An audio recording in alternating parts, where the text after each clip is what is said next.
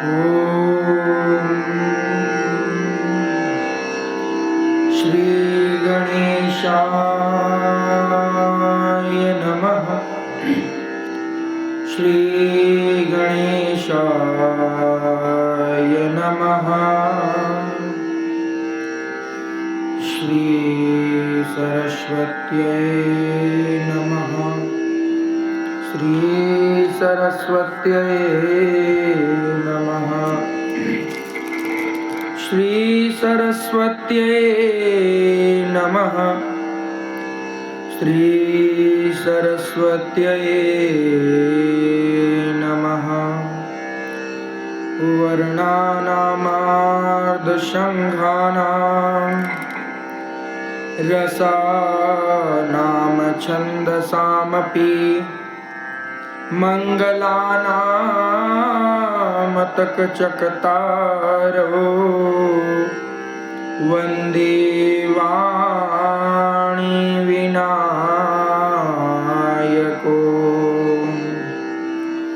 अतुलितबलधामं हेमशैलावदेहं दनुजवनकृशानं ज्ञानिनामाग्रगण्यं सकलगुणनिधानं वानराणावधीशं रघुपतिप्रियभक्तं वार्तजातं नमामि। गुरुर्ब्रह्मा गुरुर्विष्णु गुरुर्देवो महेश्वराय गुरुर्साक्षात् परब्रह्म तस्मै श्री गुरुवे नमः। अखण्डमङ्गलाकारं व्याप्तं येन चराचरं तत्पददर्शितं येन तस्मै श्री गुरुवे नमः। कर्पूरगौरं करुणावतारं संसारसारं भुजगेन्द्रहारं सदा वसन्तं हृदयारविन्दे भवं भवानी सहितं नमामि। भवं भवानी सहितं नमामि।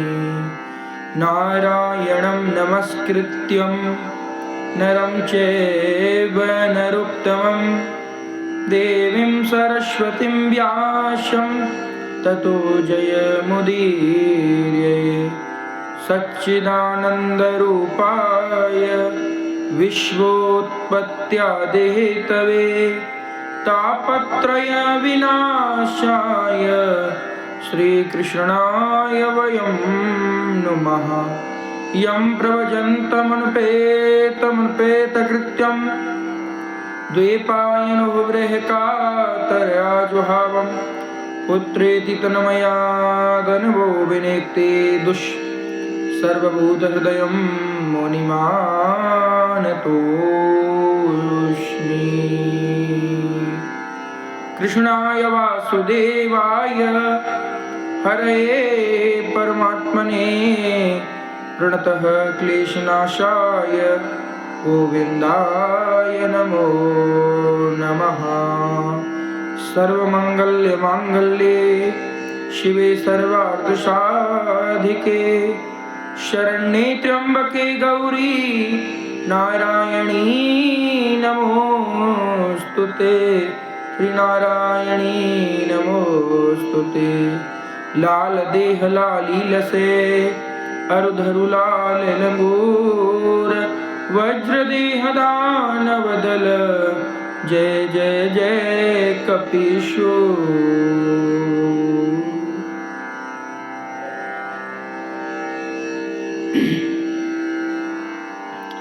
चलिए आज के परम मंगलमय परात्पर अखिलेश्वर अकारण करुणा वरुणालय भक्तिवांछा कल्पतरु त्रिदित प्रिदित पीतांबरधारी श्री बाल कृष्ण लाल की शब्दमयी प्रतिमूर्ति श्रीमद् भागवत महापुराण आज आप श्रवण कर रहे हैं।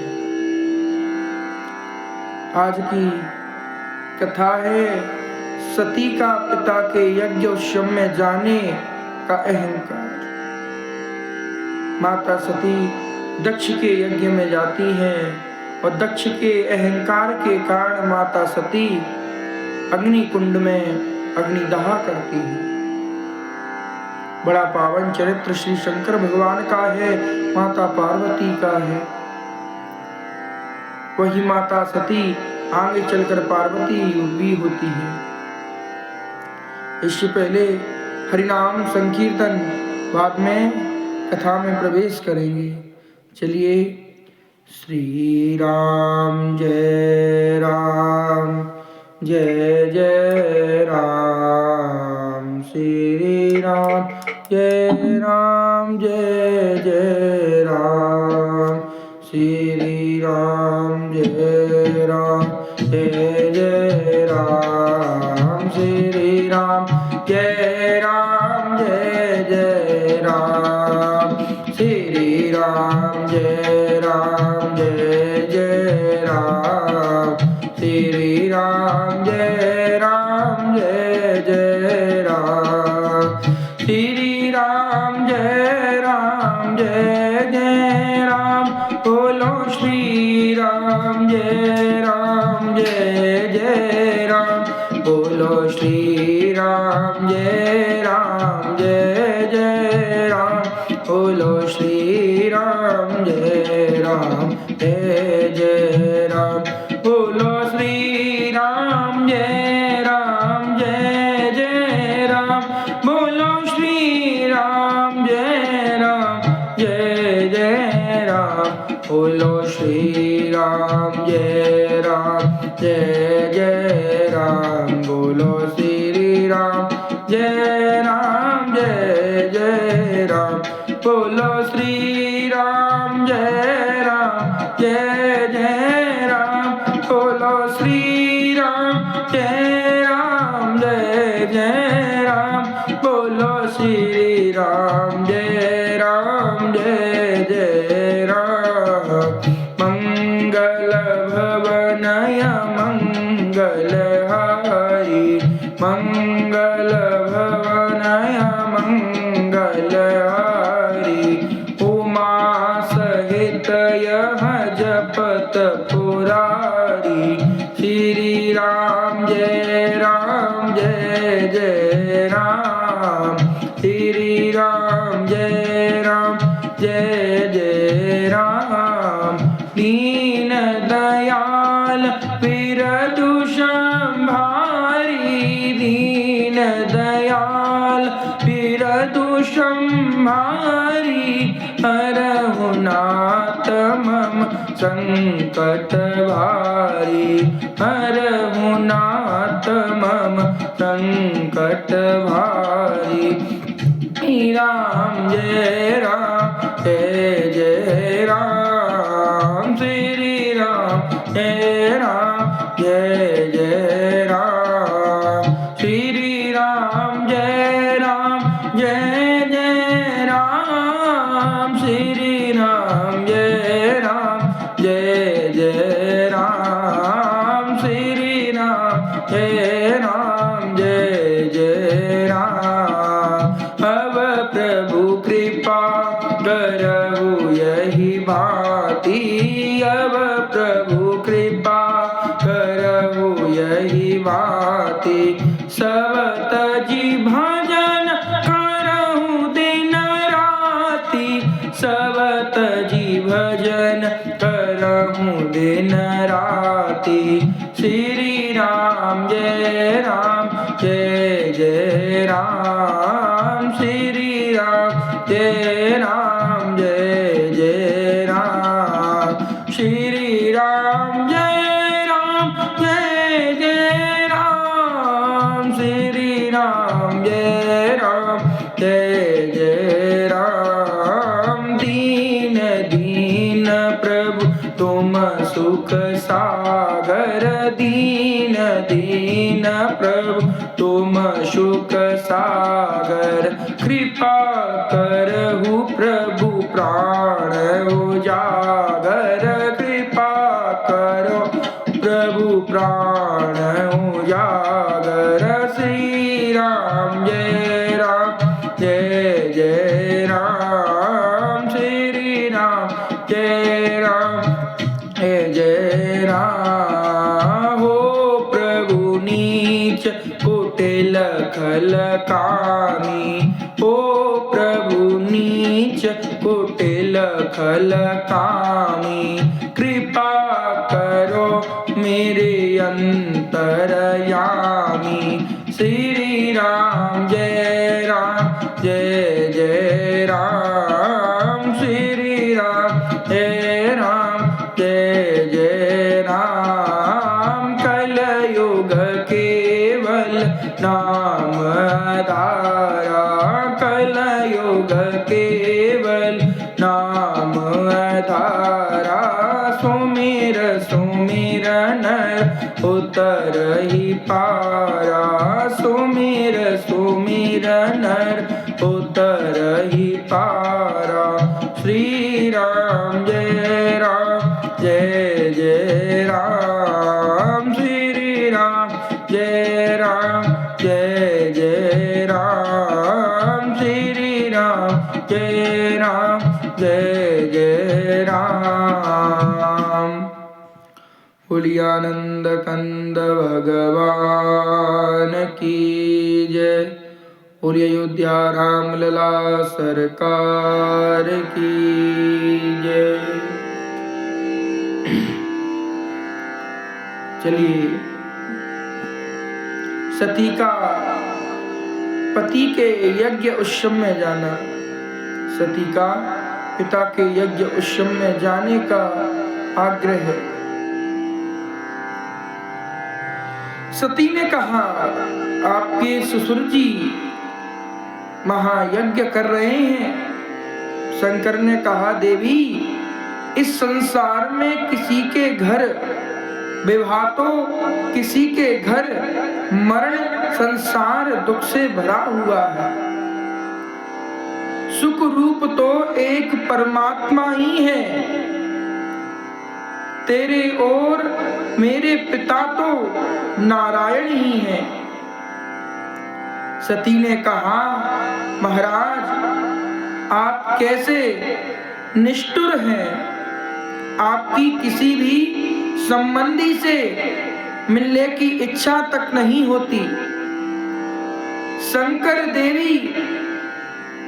शंकर जी बोले, देवी मैं सबसे मन से मिलता हूं, किसी को शरीर से नहीं मिलता। प्रत्यक्ष शरीर से किसी से मिलने की इच्छा नहीं होती।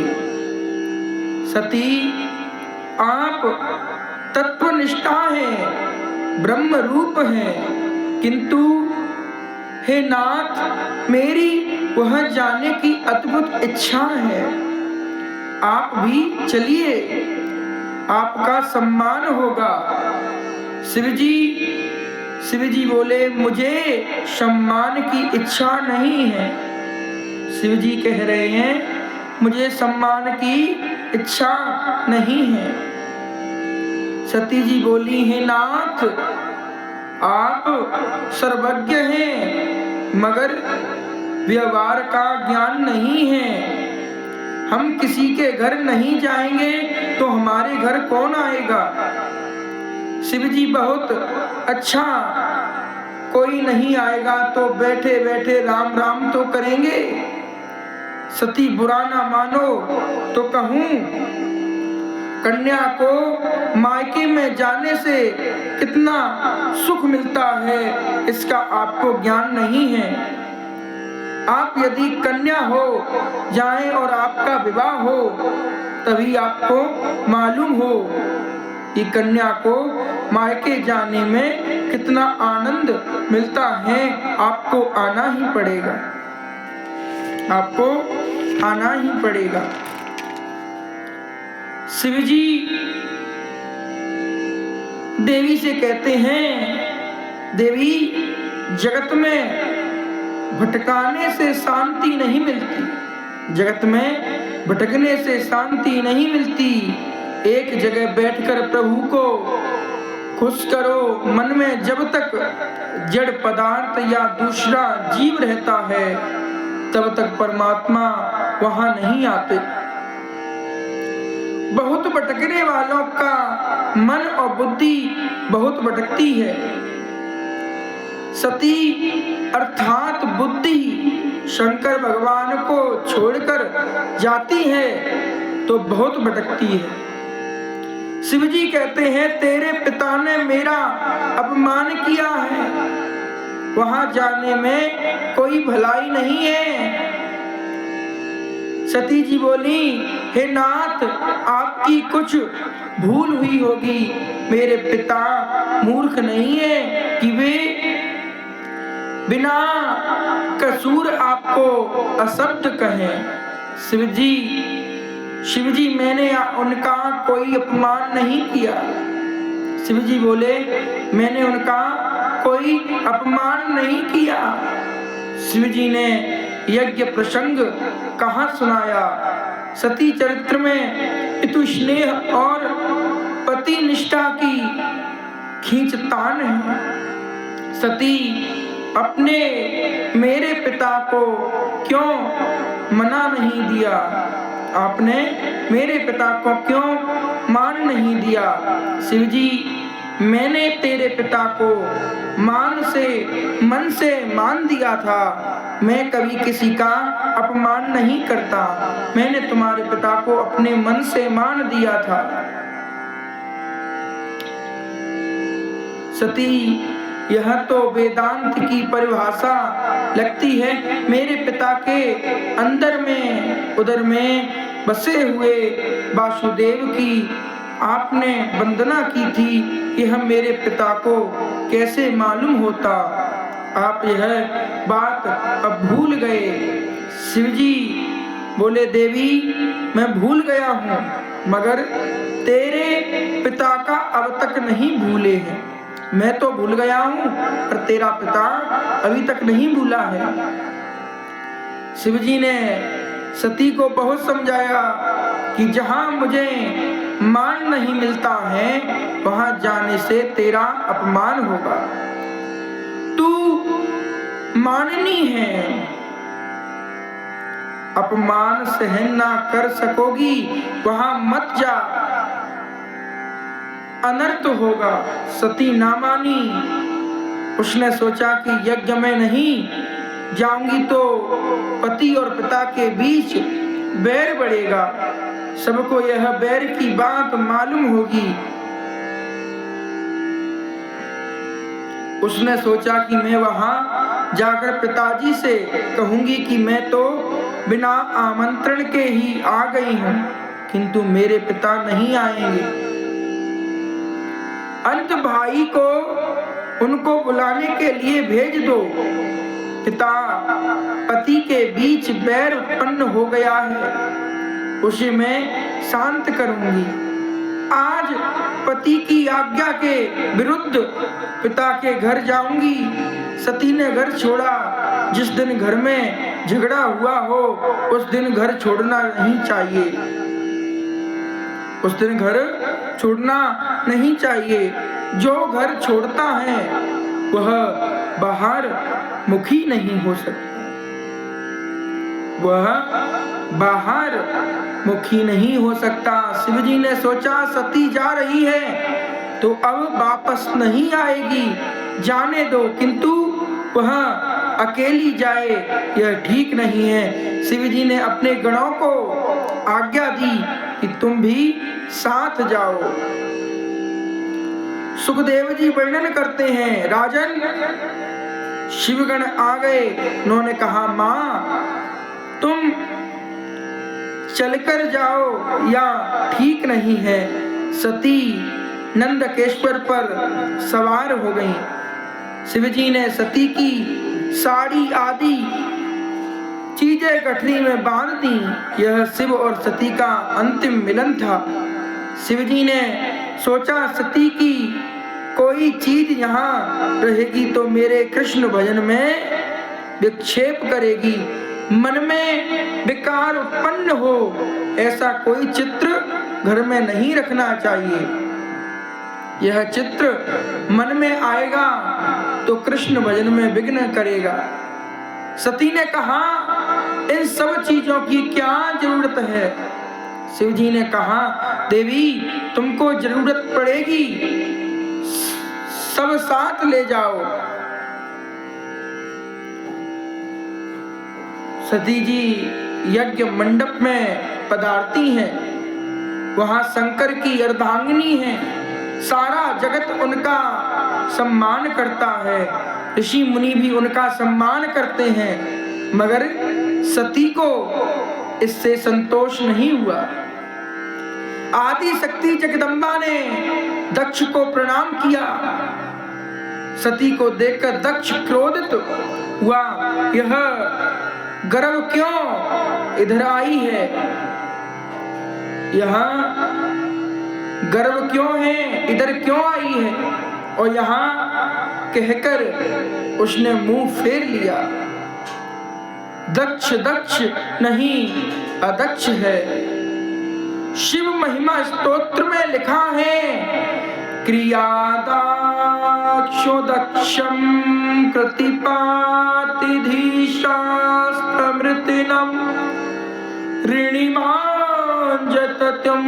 शरणं सदस्यं सुरगुणं कृतवेस्तात्मफुललविदन्दशानु दुर्भं कृत्यं सिद्धा विधुरववीक्षायति माख्यम्। श्रीधर स्वामी ने कहा है क्रिया दक्ष अपि अदक्ष, मुख दक्ष क्रिया दक्ष नहीं, अब जो क्रिया अदक्ष था। सती सोचती हैं मेरे पिताजी मेरे सामने भी नहीं देखते, मेरे अब यहाँ आने की इच्छा नहीं है, मैं घर जाऊंगी। शिवजी आदर है, शिवजी उदार हैं, वे मुझे स्वीकार करेंगे। माता सती यज्ञ मंडप में भ्रमण करती हैं। सब देवताओं की स्थापना की गई थी, केवल शिवजी की स्थापना नहीं की थी। सती ने देखा कि यज्ञ में सब देवताओं को यज्ञ भोग दिया गया है, परंतु शिवजी को नहीं दिया गया है। शिवजी के लिए आसन भी नहीं रखा था। आज ईशान देश खाली थी, आज ईशान दिशा खाली थी। दक्ष प्रजापति ने सती का अपमान किया, पर वहां सती ने सहन किया, परंतु सती से अपने पति का अपमान सहन नहीं हो गया। सती को बहुत दुख हुआ। जगदम्बा क्रोधित हुई, सिर पर बंधी हुई फूलों की वेणी भी टूट गई। यह देखकर देवता माता जी का वंदन करने लगे और बोले माता जी क्रोध ना कीजिए। सती कहती हैं आप घबराइए नहीं, अब मैं क्रोध अपने शरीर पर करूंगी। इस शरीर में मैंने पाप किया है, पति की आज्ञा को मैंने भंग किया है। इस शरीर को जब मैं जला दूंगी। सभा में जगदम्बा ने 13 श्लोकों में भाषण दिया। अरे तेरे जैसा विषयी शिव तत्व को क्या जानेगा? जो शरीर को आत्मा मानता है वह शिव तत्व को क्या जाने? बड़े बड़े देवता शिव के चरणों का आश्रय लेते हैं। शिव कृपा बिना कृष्ण भक्ति सफल नहीं होती। प्रवृत्ति निवृत्ति से परे होकर स्वरूप में मगन रहने वाले शिव जी पर ब्रह्म परमात्मा है। मुझे दुख हो रहा है कि शिव निंदक करने वाले दक्ष की मैं पुत्री हूँ। शिव निंदा करने वाले मैं दक्ष की पुत्री हूँ, मुझे बड़ा दुख हो रहा है। इसी प्रकार सती का अग्नि प्रवेश और दक्ष यज्ञ का विध्वंस। सती उत्तर दिशा में मुख रखकर बैठी हैं। देह को छोड़ने के लिए योग मार्ग स्थिर किया। माता सती ने योग मार्ग स्थिर किया। योग मार्ग स्थिर करके होकर बैठी हैं। शिव जी का ध्यान करते करते उन्होंने शरीर में अग्नि तत्व को भावना की है। आदर से क्रोधा अग्नि बाहर आई, शरीर जलने लगा। आदि शक्ति जगदम्बा का अपमान हुआ, अब दक्ष का कल्याण नहीं होगा। नारद जी कैलाश में शिव जी के पास पधारे हैं। भगवान शंकर सनकादि ऋषियों को ब्रह्म विद्या का उपदेश कर रहे हैं। नारद जी कथा में बैठे हैं, वे सोच रहे हैं कि शिव जी कैसे भोले हैं। सती ने शरीर को जला दिया, फिर भी उनको दुख नहीं हुआ। नारद जी रो रहे हैं। वे शिव जी से कह रहे हैं, आप विधुर हो गए हो, आप विधुरा हो गए हो, आपका अपमान हुआ। वहां सती से नहीं सह गया, सती ने अपनी देह जला डाली है। आदि शक्ति का नाश नहीं होता। सती अदृश्य रूप में शिव में मिल गई हैं। नारद जी कहते हैं, आप इन लोगों को दंड दीजिए। शिव जी कहते हैं, मुझे किसी को भी सजा नहीं देनी है। जो गंगा जी को सिर पर रखता है उसे क्रोध कैसे आएगा। शिव जी परमात्मा हैं, उन्हें क्रोध नहीं आया, उन्हें क्रोध नहीं आ सकता, काम कष्ट नहीं दे सकता। बहुत सरल मनुष्य को जगत में लोग दुर्बल मानते हैं। नारद जी ने जब कहा कि आपको गुणों को मारा गया है, आपके गणों को मारा गया है, तब वे कुछ क्रोधित हुए। उन्होंने जटा से वीरभद्र को प्रकट किया। शिवजी ने उससे कहा, दक्ष प्रजापति के यज्ञ का यजमान सहित तुम नाश कर दो। वीरभद्र वहां आए, उसने बड़ा संहार किया। यज्ञ भूमि शमशान भूमि बन गई। यज्ञ का विध्वंस हुआ। दक्ष को पकड़कर उसका मस्तक अलग कर दिया। देवता घबरा गए, वे ब्रह्मा जी की शरण में गए। ब्रह्मा जी ने सबको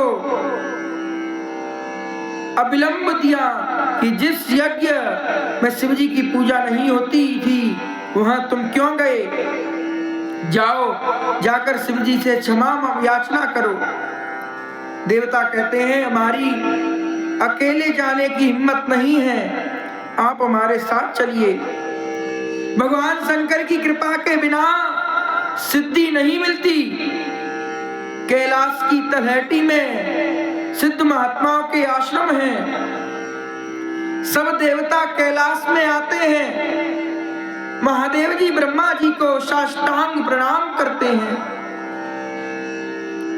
महादेव जी को ब्रह्मा जी साष्टांग प्रणाम करते हैं। देवता सब शिव जी को नमन करते हैं। ब्रह्मा जी हंसते हुए कहते हैं, यज्ञ को संपन्न करने वाले आप हैं और विध्वंस करने वाले भी आप ही हैं। अंत अब यज्ञ परिपूर्ण हो, ऐसा कीजिए। आप भी वहां पधारिए। शिव जी बोले हैं, आने के लिए तैयार हो गए। यज्ञ मंडप में रुधिर की नदियां बहती हुई दिखी तो वीरभद्र को उल्हाना दिया, मैंने तो तुझे शांति से काम लेने के लिए कहा था। वीरभद्र क्षमा याचना करते हैं। दक्ष के धड़ पर बकरे का सिर लगाया गया। बकरा अति कामी होता है, शिव जी की निंदा करने वाला दूसरे जन्म में बकरा बनता है। आज का दूसरा अर्थ है परब्रह्म। दक्ष के धड़ पर अज का मस्तक रख गया, अर्थात दक्ष को परब्रह्म दृष्टि प्राप्त हुई। अज मस्तक का अर्थ है ब्रह्म दृष्टि। दक्ष होश में आया और शिव जी की स्तुति करने लगा। दक्ष प्रजापति ने शिव पूजा किया, जिसने कहा मैं अपनी पुत्री सती का दर्शन करना चाहता हूँ। शिव जी ने सती से पूछा तू बाहर आना चाहती है? जगदम्बा ने इनकार कर दिया। शिव पूजन किया गया तो श्री कृष्ण भगवान प्रकट हुए। कृष्ण का मत है कि शिव में और मुझ में जो भेद रखता है वह नरकगामी होता है। इस सिद्धांत का भागवत में अनेक बार वर्णन किया गया है। हरि और हर में दक्ष ने जो भेद किया था वह अब दूर हो गया। एकनाथ महाराज ने भावार्थ रामायण में हरि हर का अभेद दिखाया है। सतोगुण का रंग श्वेत है, तमोगुण का रंग काला है। विष्णु भगवान सतोगुण के स्वामी हैं, अंत उनका रंग श्वेत होना चाहिए, फिर भी वे श्याम हैं। ऐसा क्यों हुआ? विष्णु काले और शिवजी गोरे। एकनाथ महाराज लिखते हैं कि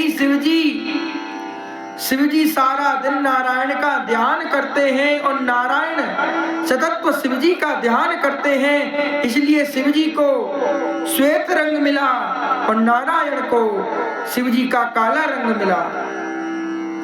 इस प्रकार ध्यान में ऐसा गुण है कि जो जिसका ध्यान करता है उसे उसका वर्ण मिल जाता है। अंत दोनों में अभेद है। हरिहर एक है, शिव कृपा के बिना सिद्धि नहीं मिलती। ब्रह्म विद्या भी शिव कृपा के बिना नहीं मिलती। शिव तत्व एक ही है, यह जीव मात्र को बताने का भगवान का उद्देश्य है। जीव मात्र को शिव जी से मिलने की इच्छा होती है। निवृत्ति धर्म के आचार्य हैं शिव जी और प्रवृत्ति धर्म के आचार्य हैं श्री कृष्ण। सब प्रकार की प्रवृत्तियों में होने पर प्रवृत्ति का जरा भी रंग लगे उसका आदर श्री कृष्ण ने जगत को दिखाया है। दक्ष के यज्ञ प्रसंग में दिखा कि अन्य भक्ति का अर्थ वह नहीं है कि एक ही देव की भक्ति करो और दूसरे की नहीं।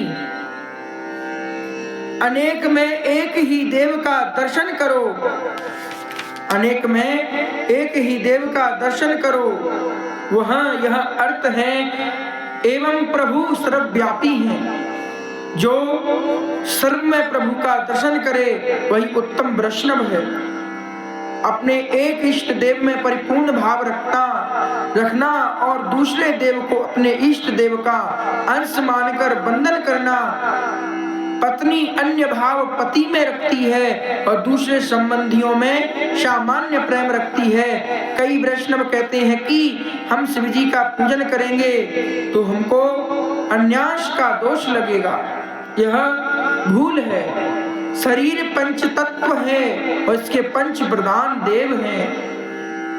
पंचदेव एक ही हैं, उनमें भेद वृद्धि मत रखो।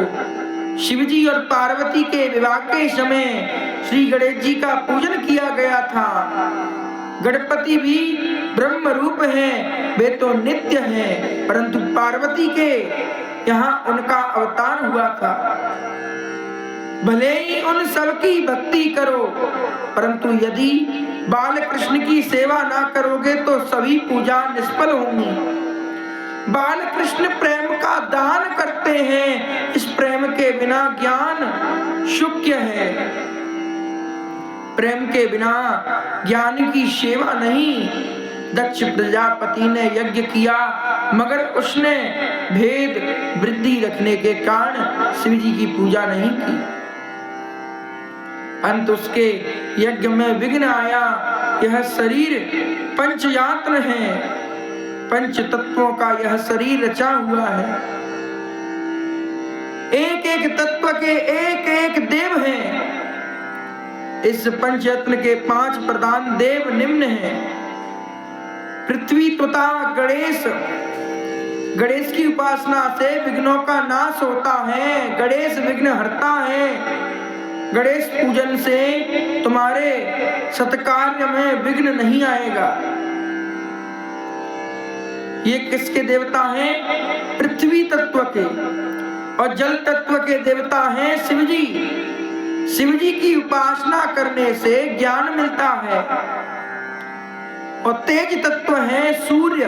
सूर्य की उपासना हमें निरोगी बनाती है। आरोग्य भास्करोति इच्छति। पृथ्वी पर सूर्य प्रत्यक्ष साक्षात देव हैं। एक नास्तिक ने मुझसे भगवान के दर्शन करने के लिए कहा। मैंने सूर्य की ओर इंगित करके कहा कि यही साक्षात परमात्मा है। प्रतिदिन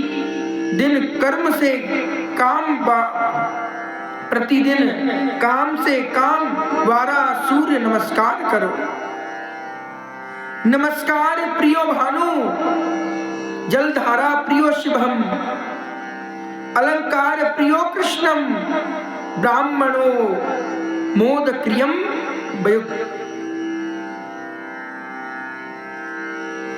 अब चौथा है वायु तत्व, जिन माता पार्वती की उपासना ध्यान देती है। ये माता पार्वती की उपासना धन देती है। और 5वां है आकाश तत्व। यह है विष्णु। विष्णु की उपासना प्रेम देती है और प्रेम बढ़ाती भी है। सूर्य की पूजा से तुम्हें इच्छा आरोग्य मिलेगा। शिव जी की पूजन से तुम्हें ज्ञान लाभ होगा। पार्वती की पूजा से संपत्ति होने पर भी समाप्ति प्राप्ति होगी। बुद्धि शरीर समाप्ति के लिए होने पर श्री कृष्ण की सेवा ना करोगे तो बहुत नहीं मनेंगे, बात नहीं मनेगी। श्री कृष्ण प्रेम दाता हैं। द्वारकाधीश की सेवा स्मरण में तन्मय होने के बाद यदि प्रजापति दक्ष ने शिव जी की पूजा छोड़ दी होती तो कोई हर्ज नहीं था, किंतु उसके दिल में बैरभाव था। उसने कुभाव से यज्ञ किया। अंत वह यज्ञ पाप रूप है। वह यज्ञ पाप रूप है। जीव ही दक्ष है और सद्गुण शिव जी हैं। शरीर को सद्गुणमय रखो, सद्गुणमय रखो। शरीर एक मुट्ठी भर भस्म है। अंत उसका अन्यासक श्रृंगार और लालन छोड़न दो। यही है शिव जी का उपदेश। इसलिए तो वे अपने शरीर पर भस्म लगाते हैं। शरीर का श्रृंगार छोड़ दो। मानव जीवन तत्पक्ष के लिए है। जो तप नहीं करता उसका पतन होता है। मानव जीवन का लक्ष्य भोग नहीं भजन है, ईश्वर भजन है। असंभव और सद्भव सिद्ध करने के लिए सत्संग की जरूरत है। संभाव तब सिद्ध होता है कि जब हरेक जड़ चेतन की ओर ईश्वर की भावना जगे। मानव अवतार परमात्मा की आराधना और तप करने के लिए है। पशु भी भोगों का उपभोग करते हैं। यदि मनुष्य केवल भोग के पीछे ही दीवाना हो जाए तो फिर उसमें और पशु में कौन सा भेद रह जाएगा। प्रभु ने मनुष्य को बुद्धि दी है, ज्ञान दिया है, पशु को कुछ नहीं दिया है। आने वाली कल की चिंता मानव कर सकता है, पशु नहीं कर सकता। तो देव तप कर सकते हैं और ना तो पशु। देव पुण्य का उपभोग कर सकते हैं, तत्पश्चात का अधिकार केवल मनुष्य को ही है। मनुष्य विवेक रूपी भोग का भी उपभोग कर सकता है। मनुष्य जीवन विविध प्रकार के तप करने के लिए है। तप के कई प्रकार हैं। कष्ट सहते हुए सत्कर्म करना तप है। उपासना तप है। पूर्णिमा अमावस्या के दिन पवित्र मने गए हैं, इन दिनों अन्यासन करना चाहिए। परोपकार में शरीर को लीन करना भी तप है। गीता जी में तप की संज्ञा करते हुए कहा गया है, भावा संशुद्धिर तत्यात्मो मनुष्याच्युतेय। भाव सन्न शुद्धि बड़ा तप है। सभी में ईश्वर का भाव रखना भी तप है। सभी में ईश्वर विराजते हैं ऐसा अनुभव करना महान तप है। अर्थात अंतःकरण की पवित्रता से हृदय में सदा सर्वदा शांति और प्रसन्नता रहेगी। प्रिय और सत्य बोलना वाणी का तप है। पवित्रता, सरलता, ब्रह्मचर्य, अहिंसा, शरीर संबंधी तप, सभी के प्रति सद्भाव और सद्भाव रखने वाले के मन में कभी काम प्रवेश नहीं पा सकता। विकार और वासना को नष्ट करने का यही श्रेष्ठ उपाय है। जो सभी और सद्भाव रखने और सभी में ईश्वर के अंश का अनुभव करे तो वह सफल होता है। प्रजापति दक्ष ने यज्ञ में शुद्ध भाव स्वभाव रखना स्वभाव ना रखा, अंत उसे दुख सहना पड़ा। इसका यज्ञ से कल्याण ना हो पाया क्योंकि उसने शिव जी के प्रति को भाव रखा। यज्ञ किया था, दक्ष ने यज्ञ करते हुए भी हृदय में दुर्भाव रखी कि शिव जी की वह पूजा नहीं करेगा। इसी कारण से यज्ञ कार्य में बाधा उपस्थित हुई। अंत किसी भी ओर